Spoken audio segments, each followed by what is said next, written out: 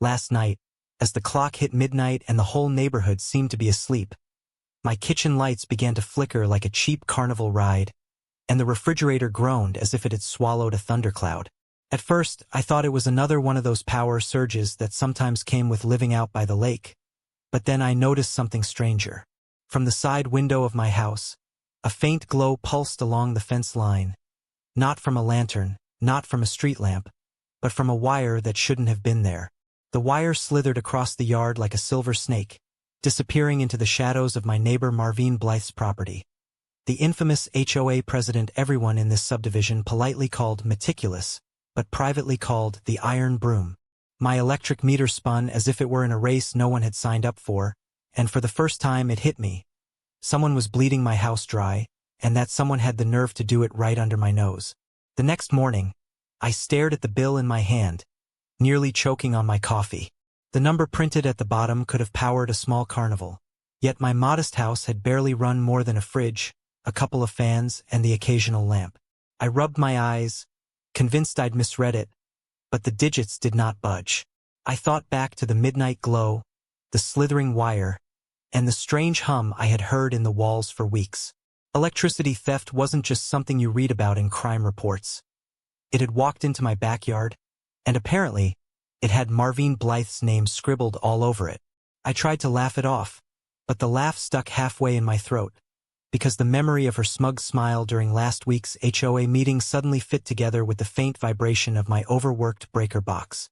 Later that day, I met Keir Montrose, my closest neighbor and the only person in this subdivision who cared more about circuits and gadgets than his own social standing.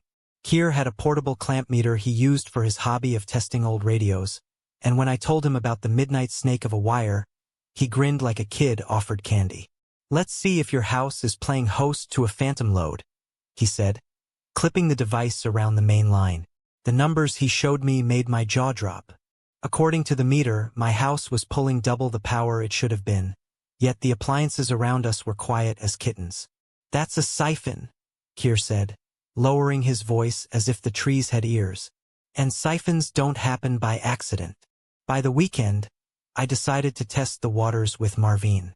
She was standing at the community board, pinning yet another notice about fines for improperly aligned trash cans. When I strolled over, "Hey Marvine," I said casually, "you ever notice the lights flickering around here at night?" She glanced at me with the kind of smile that said she already owned the answer. "Oh, Arlen," she replied, "that's probably just your old wiring. These houses weren't built with modern efficiency in mind." She tapped the paper on the board with unnecessary flair, her ring clinking against the glass. But just as she turned away, she let slip a detail that didn't belong. "Besides, I keep my place well lit all night, and I've never had an issue." I froze because her house, notorious for looking like a showroom, had indeed been glowing like a stadium during midnight hours. But her utility bill, I recalled from a nosy gossip session last month, had been bragged about as practically nothing. The pieces clicked together, sharp as broken glass. That night, I stayed awake with the lights off, waiting in silence. At exactly 12:17, the faint hum returned, like bees trapped inside the drywall. I pressed my ear to the cool plaster, following the sound to the back wall, where the line ran closest to the fence. The hum deepened as the glow outside brightened, and through the slats I saw it again, the wire gleaming faintly, pulling my power across the property line into Marvine's private empire. My fists clenched as the reality set in. This wasn't some petty HOA squabble about grass height or mailbox color. This was theft, bold and deliberate, and it was happening right under the noses of the entire subdivision.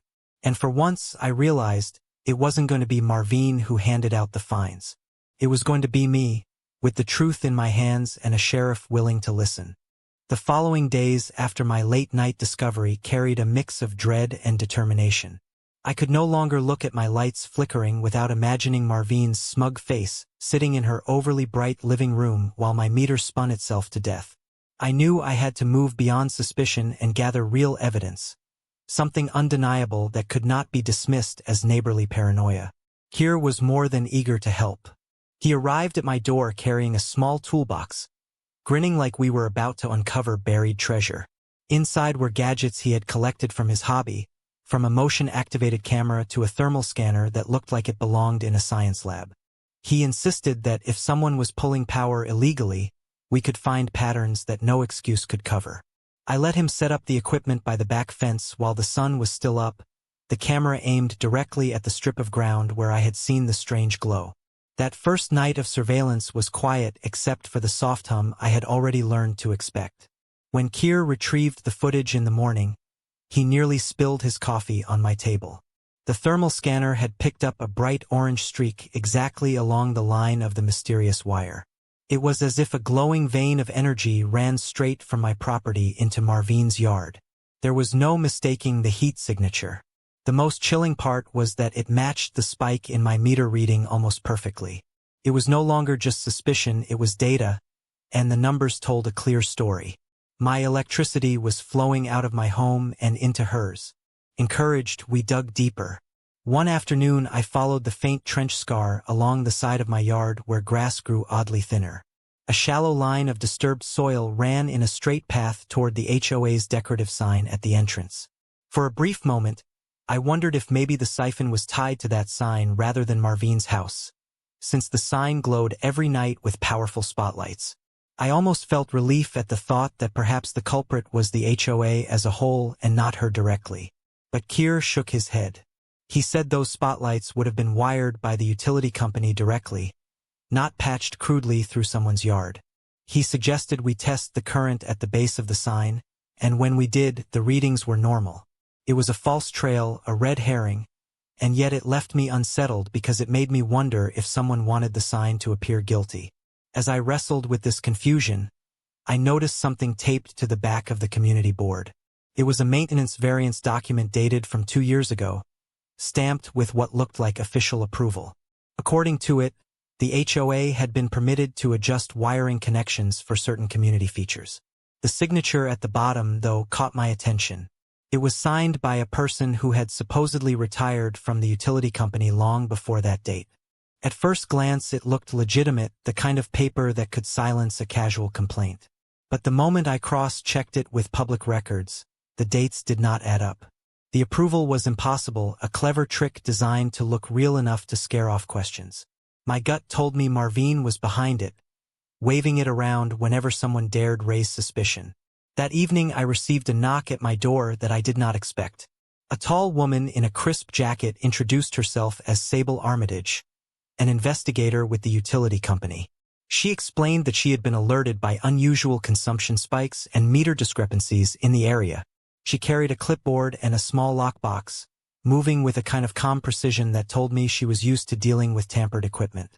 She examined my meter, her brow furrowing as she pointed out a broken tamper seal. "This is not supposed to be like this," she said in a voice that was steady but carried a hint of disapproval. She also noticed a junction box buried shallow near the fence that did not match any official installation. "Someone has been very bold," she said, brushing the dirt from her hands. The weight of her words sank deep. Bold was one way to put it, reckless was another.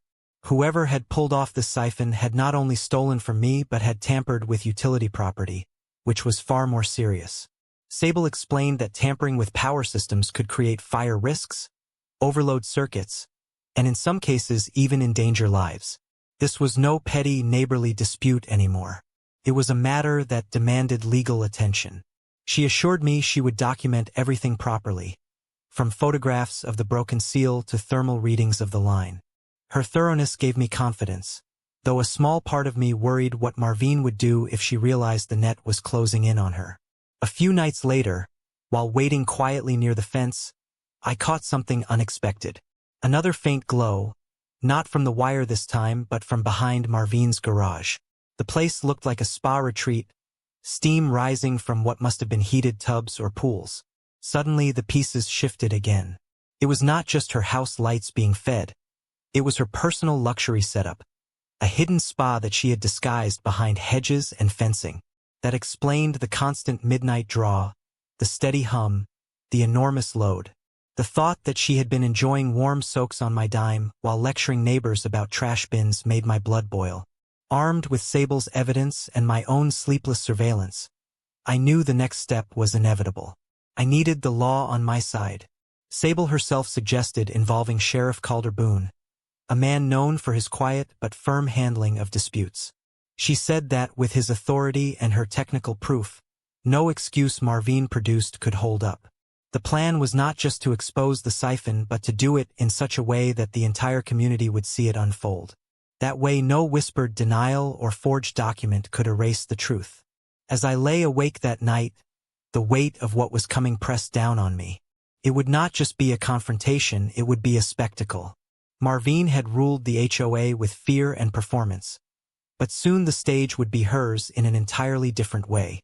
The sheriff, the investigator, and the gathered neighbors would all witness the wires being pulled, the hum silenced, and the smug glow of her house flicker into darkness. The thought gave me a rare smile. For once, the rules she cherished so much would not protect her. The law would. The morning air felt heavy when I finally decided it was time to face Marvin directly. I had enough evidence to know she was stealing, but I also understood that confronting her without the right preparation could backfire. She thrived on intimidation and had the sharp tongue of a seasoned performer. People in the neighborhood often walked away from conversations with her feeling like they were the guilty ones, even when they had done nothing wrong. I rehearsed in my head how I would approach her, reminding myself to stay calm, not to let her spin the story, and to avoid giving her any chance to twist my words. When I walked up to her front door, I could already hear the faint hum of her hidden spa running behind the house. The irony of her soaking in luxury while draining my bank account nearly made me laugh, but I forced the anger down. She opened the door wearing her usual staged smile, the kind of smile that was meant to project control. I asked her directly if she had been connecting to my line, keeping my tone as even as possible. She didn't flinch. Instead, she stepped aside and motioned me in, as if she were inviting me into a palace. Inside, the air smelled of scented candles and fresh polish, a display of excess that only confirmed my suspicions. She waved a sheet of paper in my direction before I could continue, as though she had been expecting me. "This," she declared, "is a maintenance variance approved 2 years ago. Everything I do here is perfectly legal." I recognized the same suspicious document I had seen taped to the board, the one with the forged signature. She shook it dramatically like it was a royal decree. For a moment I almost admired her boldness, the way she held to her lies with absolute confidence. She spoke about community improvements, about how much she had invested in keeping the neighborhood beautiful, and about how small-minded people always tried to drag her down. She leaned closer, lowering her voice to a threatening whisper, reminding me she was still president of the HOA and had the power to levy fines. She implied that if I didn't drop this nonsense, I might soon find violations on my mailbox, my paint color, or even the way my lawn grew. I left her house more convinced than ever that she had built her entire empire on manipulation. Back at my place, Keir was waiting. I told him everything she had said, every word about fines and every smug expression. He tapped his laptop screen, where he had pulled up scanned records from the county. "Look here," he said, pointing to the signature on the fake variance. "Now look here," he continued, opening an older document with the same person's name. The signature styles were completely different.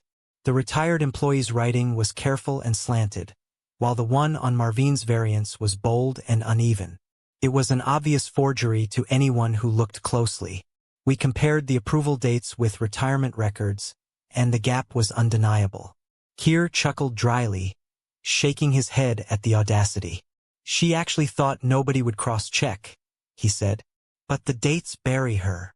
I felt relief knowing we had caught her red-handed, but also a sense of unease because Marvin was not the type to surrender quietly.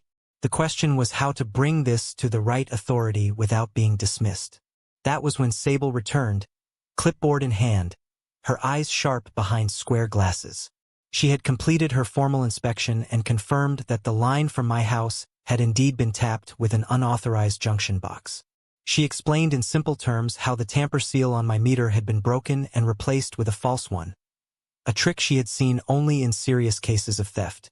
She promised her report would be airtight. Still, She emphasized the importance of involving law enforcement because tampering with utility equipment was not just theft. It was a crime that could involve fines, lawsuits, or worse. She said that the sheriff's office would be the only authority strong enough to cut through Marvine's threats and staged paperwork. That evening, I drove out to the sheriff's station with the folder of evidence that Sable had helped compile. Sheriff Calder Boone met me with the kind of calm that only comes from years of dealing with tense situations. He was tall, with a slow voice that carried weight even when he spoke softly. I laid out everything, from the strange hum in my walls to the surveillance footage, the forged variants, and Sable's technical report. He listened without interruption, occasionally nodding. When I finished, he closed the folder slowly and said, "This isn't neighborly mischief. This is fraud and tampering. If we do this, it has to be done in public so everyone sees the truth. That way, there's no room for her to spin it." His words settled in my chest like iron. He was not only willing to act but determined to make it visible. In the days that followed, the neighborhood seemed to hum with whispers. People noticed the way my house lights sometimes flickered, the way Marvine's yard glowed brighter than a carnival, and the way official-looking papers suddenly appeared on the notice board. She had begun posting more documents, layering the board with reminders of her authority, as if trying to overwhelm everyone with paperwork. Some neighbors muttered that she had too much power, while others defended her. I kept silent, knowing that the time was coming when silence would no longer matter. Keir worked late into the nights organizing timestamps, power readings, and photos, while Sable prepared her final inspection notes with chain of custody signatures. The sheriff remained steady in the background, planning for a confrontation that would strip the lies away in front of every pair of eyes in the subdivision. The more I thought about it, the more I realized Marvine's strategy relied entirely on intimidation. She had made a career out of gaslighting people, making them doubt their own eyes and ears, turning forged papers into weapons. But this time she had underestimated two things: the patience of her neighbors and the authority of the sheriff. She expected me to back down after a few threats about mailbox colors, but she did not realize I had the kind of stubbornness that only grows when someone tries to take advantage of you. Every night I thought about the hum in my walls, the bills stacking up on my counter, and the image of her relaxing in her hidden spa while my bank account drained. It fueled me with a determination I had not felt in years. The night before the planned confrontation, I walked the edge of my property one last time. The glow of the siphon wire was faint but still there, humming softly like a guilty heartbeat. I thought about how tomorrow that line would be cut, how the silence after would be the most satisfying silence I had ever heard. I thought about the crowd that would gather, the barbecue she had planned as a show of strength, and how the performance would be stolen from her the way she had stolen from me. For once, the spotlight would not protect her. It would expose her. As I stood there under the cool night sky, I realized that the next day would not just be about shutting off an illegal wire. It would be about shutting off her reign of fear. The day of the confrontation arrived with an odd stillness in the air, as if the entire neighborhood was holding its breath. The HOA had planned a community barbecue at the clubhouse lawn, and Marvine had made sure to announce it with her usual flair, plastering notices across the bulletin board about mandatory attendance and community spirit. It was clear she intended the event to show off her power, to remind everyone that she was the queen of the subdivision. I arrived with Keir by my side, carrying a folder that held the evidence, though in truth I barely needed it anymore. Sable was already there, standing quietly near her truck with a small tool kit, her professional calm like a shield against the buzzing whispers. Sheriff Calder Boone arrived a few minutes later in his marked car, stepping out with the slow, deliberate stride of a man who knew his presence alone could quiet a crowd. Neighbors were gathered around picnic tables, sipping sodas and lining up for hot dogs, while pretending not to notice the tension simmering in the air. Marvine stood at the center, dressed in her sharp blazer as if it were a courtroom, greeting everyone with a smile that never reached her eyes. When she spotted me, her gaze lingered with that same smug assurance, as though she already had the ending written. But what she didn't know was that the real ending had already been prepared by people she could not bully with HOA fines. Calder's voice broke through the chatter when he addressed the crowd, his tone calm but firm.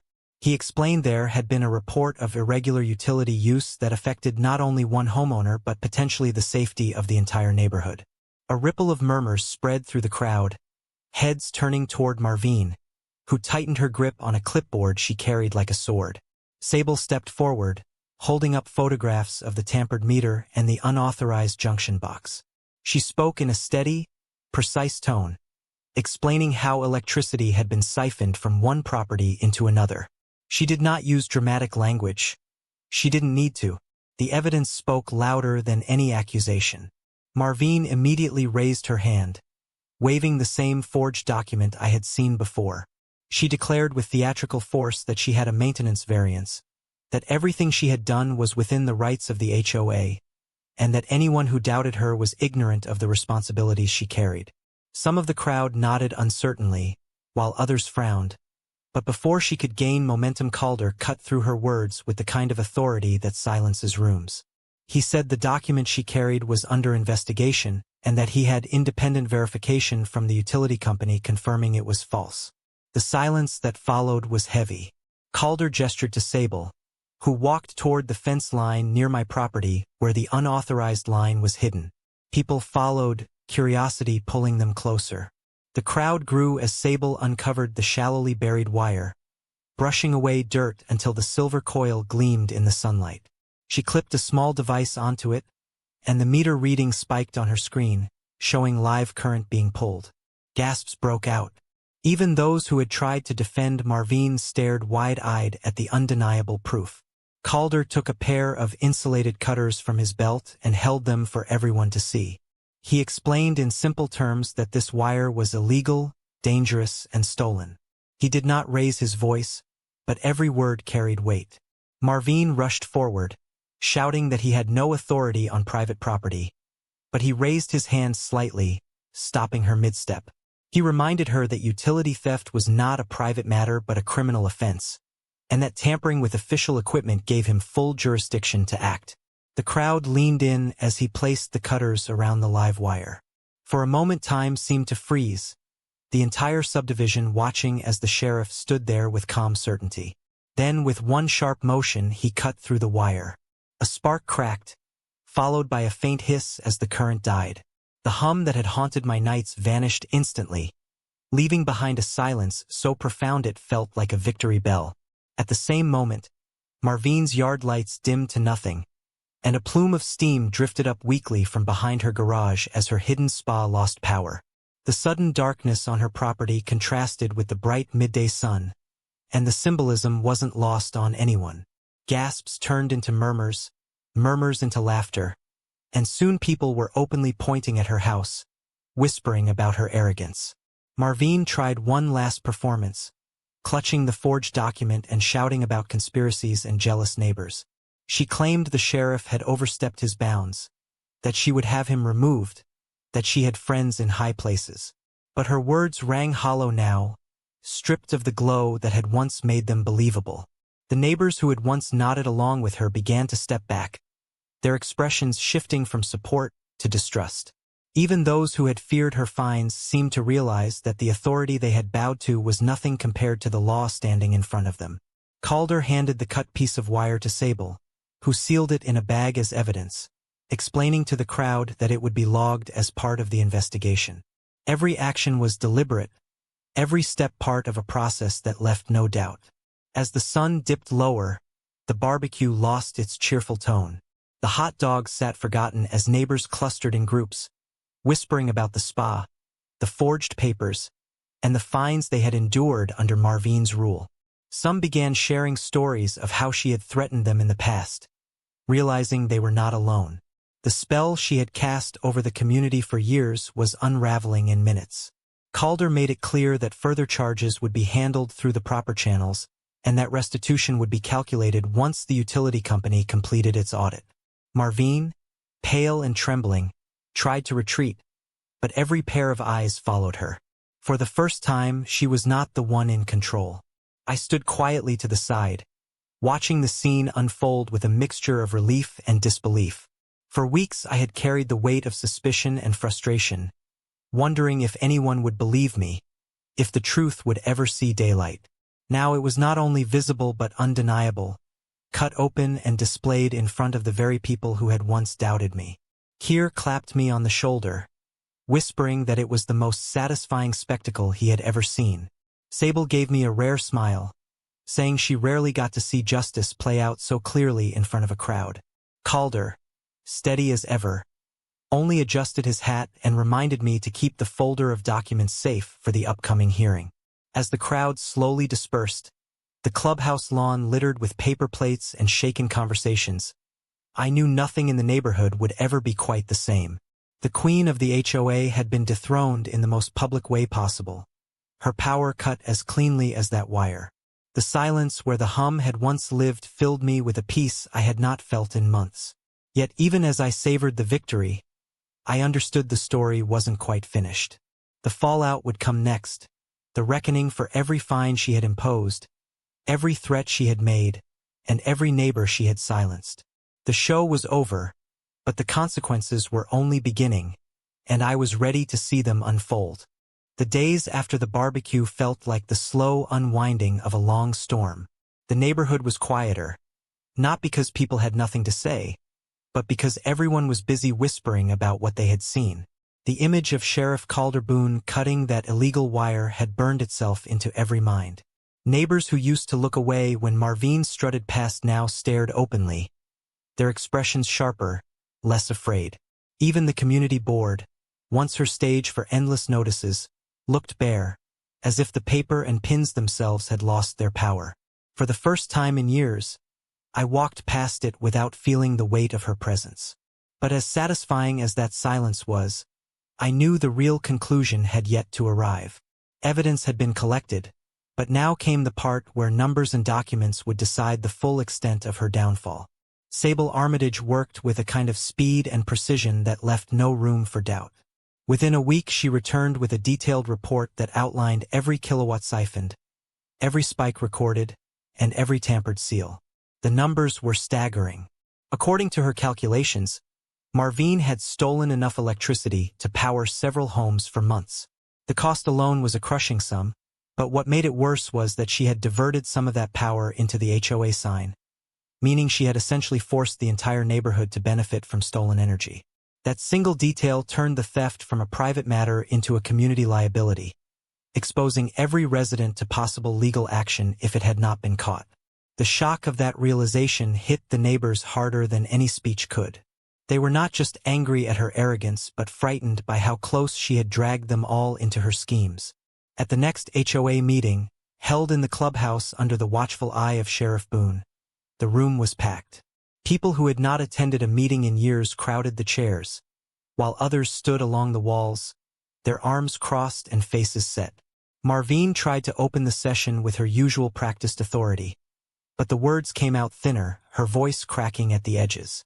When she attempted to pivot into a lecture about community unity, Calder interrupted her with a calm firmness, presenting Sable's official report to the room. The hush that fell as the pages were read out was almost painful. The stolen amounts, the fake variants, the broken seals, the illegal junction box, it was all laid out in simple words. Every neighbor could understand it, and every neighbor felt the betrayal in their bones. Then came the twist that sealed her fate.